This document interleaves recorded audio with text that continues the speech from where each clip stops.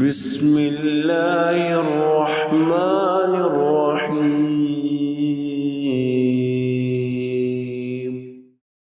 جابر رضی اللہ تعالیٰ عنہ کہتے ہیں، میں نے آپ صلی اللہ علیہ وسلم کو فرماتے ہوئے سنا، بے شک شیطان اس بات سے مایوس ہو چکا ہے کہ جزیرہ عرب کے رہنے والے نمازی اب اس کی عبادت کریں، تاہم اس کی ایک امید ابھی بھی باقی ہے اور وہ ہے مسلمانوں کو آپس میں لڑانا۔ امام نووی رحمۃ اللہ علیہ اس حدیث کی تشریح میں بیان فرماتے ہیں، شیطان مسلمانوں کے درمیان دشمنی، نفرت اور عداوت کو ہوا دیتا رہتا ہے تاکہ مسلمان آپس میں ایک دوسرے سے نفرت کریں، یہاں تک کہ آپس میں ایک دوسرے کی گردنیں کاٹ ڈالیں۔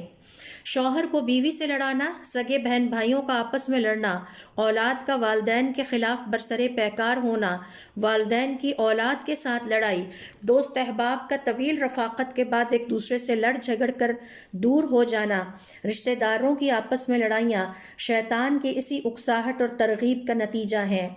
شیطان دشمنی اور عداوت اور نفرت کی چنگاریوں کو ہوا دیتا رہتا ہے تاکہ مسلمان لڑتے جھگڑتے رہیں۔ آج کا تقریباً ہر مسلمان کسی نہ کسی حوالے سے